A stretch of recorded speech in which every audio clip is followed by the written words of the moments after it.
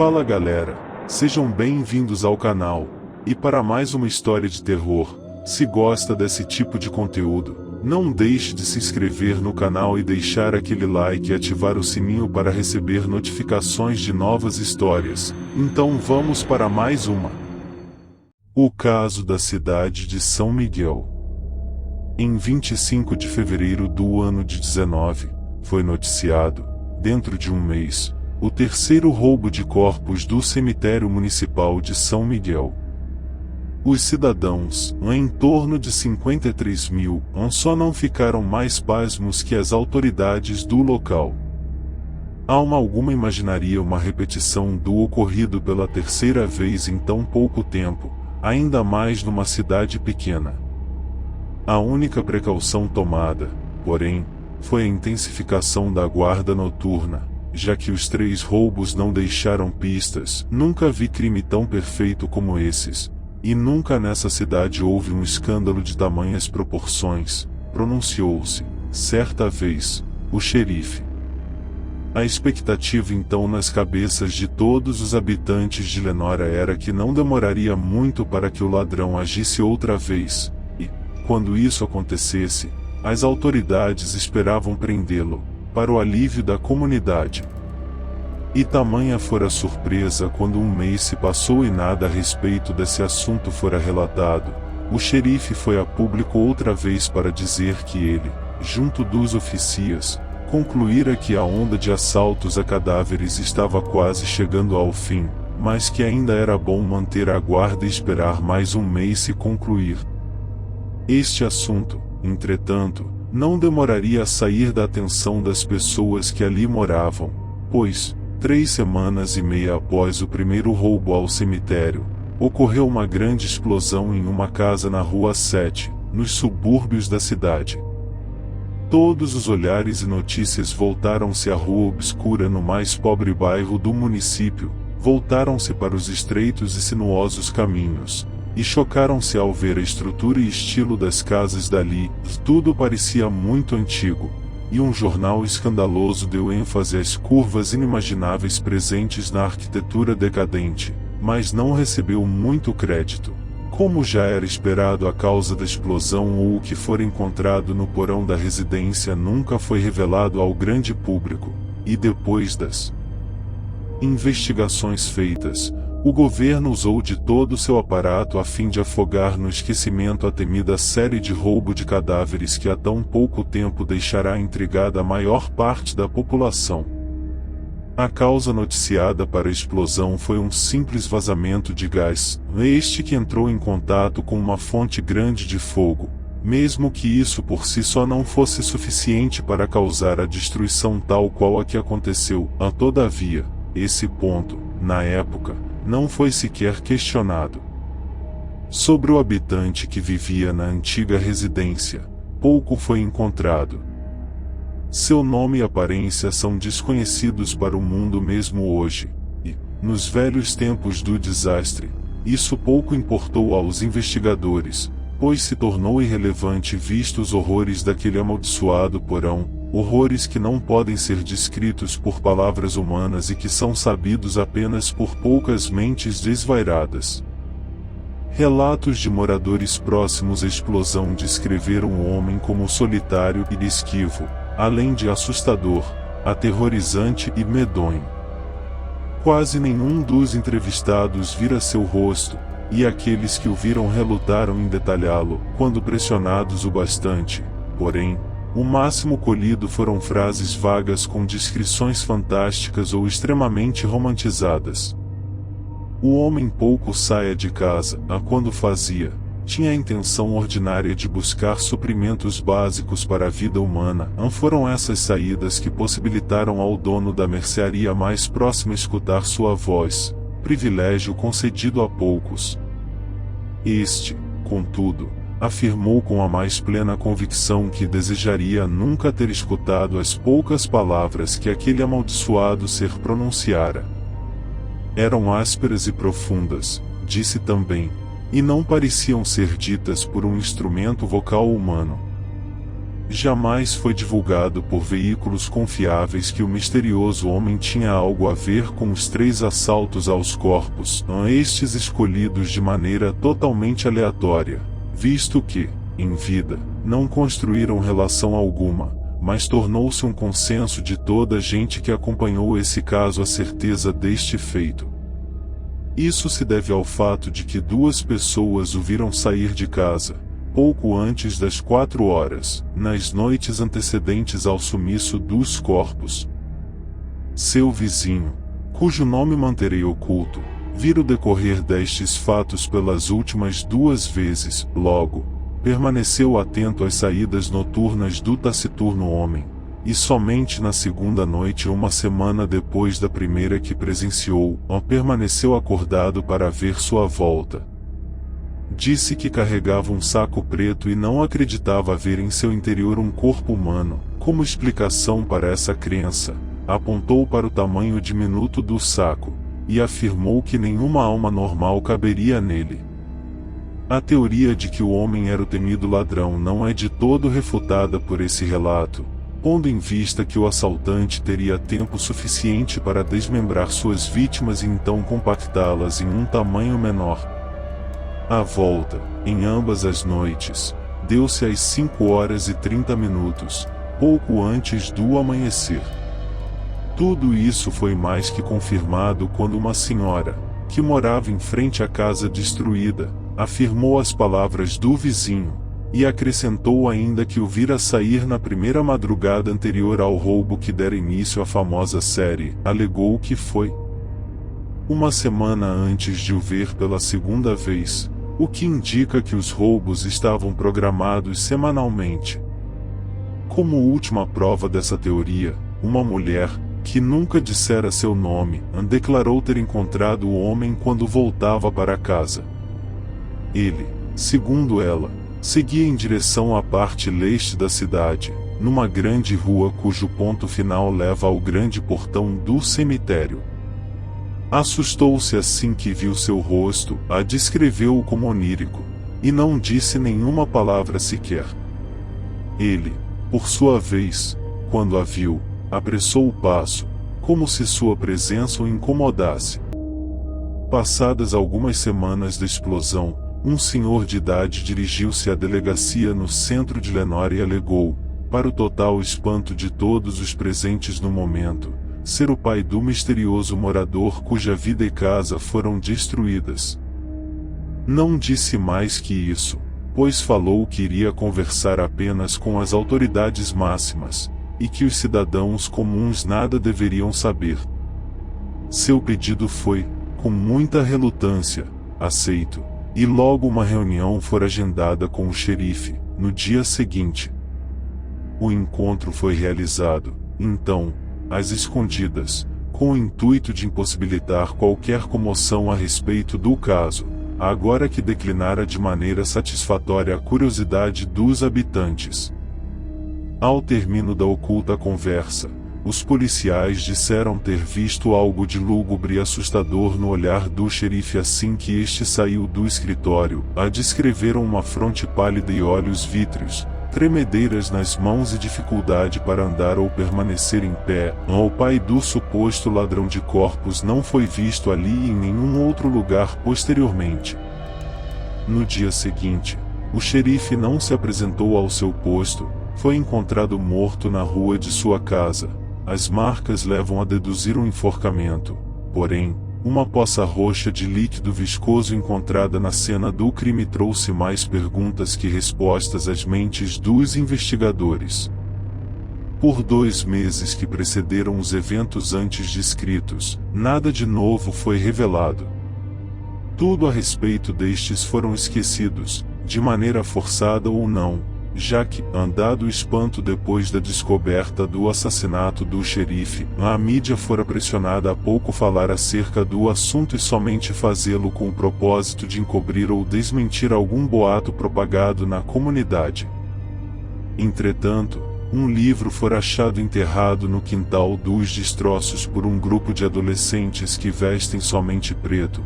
Pensam haver mais de 2 gêneros, e que gostam de ir a lugares proibidos e assombrados para fumar. Quando entregado às autoridades, pela mãe de um deles, nada pôde ser estudado, visto que os caracteres que compunham as páginas do pequeno livro eram e são desconhecidos de toda a gente. Diversos historiadores e tradutores famosos foram chamados, mas nenhum foi capaz de reconhecer a escrita presente nas amareladas páginas. As palavras presentes por dentro do livro amarelo, a cuja capa fora composta por pele de cobra, foram consideradas indecifráveis. O artefato foi então muito bem guardado na Universidade de São Miguel após um pedido de seu diretor, um dos confiados para sua tradução. E nada mais aconteceu.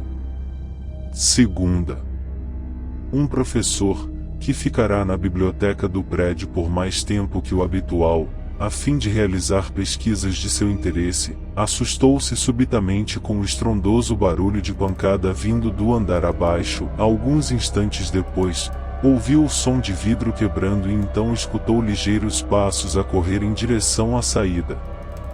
Não tardou a investigar, mas não o fez de imediato, pois, embora as primeiras pistas não houvessem o deixado amedrontado, os sinistros sons de passos pequenos gelaram sua espinha e fizeram-no relutar mais do que deveria. Quando se viu na porta da enorme biblioteca, pôde ver pequeninas marcas arredondadas no chão, pegadas impregnadas do mesmo líquido roxo viscoso encontrado na cena de morte do xerife. Ao adentrar o cômodo e acender as luzes, percebeu que o livro encontrado nos escombros da explosão fora roubado. Ali também se encontrava o estranho líquido, em uma profusão muito maior, porém. Isso foi prontamente noticiado à polícia, que coisa alguma divulgou. Da cena do roubo nada conseguiram concluir além da força descomunal possuída pelo assaltante devido à derrubada de uma grande porta dupla, que certamente causará o primeiro estrondo escutado pelo professor, e a visível equivalência do espesso líquido ali constatado com o apreendido perto do corpo do antigo xerife. Este último ponto foi, em seguida, provado em laboratório.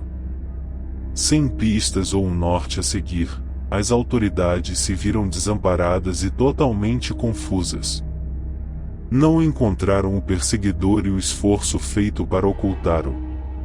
Sumiço do livro mostrou-se imenso, já que a biblioteca era um dos pontos mais visitados da faculdade, e todos sentiram falta dele. A desculpa dada foi a transferência para outra cidade visando novas investigações e tentativas de tradução. Não foram todos que acreditaram completamente, e excessivas perguntas foram feitas ao corpo docente da instituição de ensino do município e seus diretores. Os policiais não deixaram de ser importunados também, e o novo xerife cansou-se de repetir as mesmas palavras para os visitantes e representantes de jornais. Para iniciar o desespero das autoridades, noticiara-se um novo roubo de corpos no cemitério municipal, e logo pensaram que a sorte não os ajudava, pois teriam de cuidar de dois importantes casos de uma só vez, algo difícil para as poucas unidades daquela pequena cidade de interior. Porém, com um pouco mais de reflexão, relacionaram o livro escrito pelo homem misterioso, suspeito responsável pela primeira pequena onda de assaltos a corpos, e o recente sumiço do livro. Perguntaram-se se seria o mesmo responsável pelo assassinato do xerife ou se seria outro alguém com outras intuições. Concluíram, entretanto, que toda coincidência tem de ser suspeitada, e puseram-se a investigar. Toda noite, em 4 pontos ao redor do muro do cemitério, policiais foram postos em carros, de maneira furtiva, com o objetivo de perseguir o ladrão caso este ousasse repetir o crime outra vez, algo provável visto que, se o atual assaltante fosse discípulo ou influenciado pelo misterioso homem morto na explosão, ele tentaria seguir o mesmo plano de seu antecedente. Nada, nas primeiras noites, foi visto, nem nas outras que se seguiram. e muito menos nas próximas. Nenhum corpo foi roubado num intervalo de tempo de 3 semanas. Generalizou-se o desânimo entre os envolvidos, o desalento sentido equiparou-se à sensação de impotência. O ladrão provavelmente sabia os passos da polícia e se mostrou mais inteligente do que o esperado. Insistiram no plano por mais tempo, em busca de um resultado inesperado. Este, infelizmente, não veio. Buscou-se então a redução do número de agentes. 2 carros foram retirados, e os outros 2 fixaram-se nas principais saídas do cemitério, ao norte e ao sul. Nada adiantou, e, numa última tentativa aflita, recolheram-se os carros e apenas um policial foi realocado nas sombras do grande portão. Infeliz homem, não esperava o que estava prestes a encontrar. Essa última tentativa, para a surpresa de todos, surgiu efeito. Foi por volta das 4h30 que ele avistou um homem aproximar-se do local. Adentrou com cuidado e atento. O rangido do grande portão de ferro, que geralmente é alto e agonizante, quase não foi percebido. O policial escondeu-se e então esperou. Nenhum som foi ouvido senão o de terra ser cuidadosamente cavada por longos minutos. O ruído era mínimo e mostrou-se surpreendente a cautela e habilidade do ladrão. Às 5h15 o suspeito deixou o cemitério pelo mesmo lugar por onde entrou, com um pequeno saco na mão. Nesse momento, ao ver a cena, o agente perguntou-se como poderia caber um corpo humano dentro de tão pouco espaço, como afirmar havia muito homem cujo vizinho teve a casa explodida. Então, o policial fez a única coisa que era possível naquele momento. Seguiu o homem cuidadosamente pelas ruas e ruelas da cidade de São Miguel. O caminho feito foi totalmente confuso, já que caminharam mais por becos do que por ruas em si. O homem não hesitou em qual caminho tomar, mostrado que o conhecia de cor, algo que se mostrou muito difícil para o policial, que em vão tentava lembrar todos os trajetos estreitos realizados pelo suspeito. Seguindo seu senso de direção e conhecimento da cidade na qual nascerá, ele já suspeitava qual seria o local para onde o ladrão de corpos estava indo.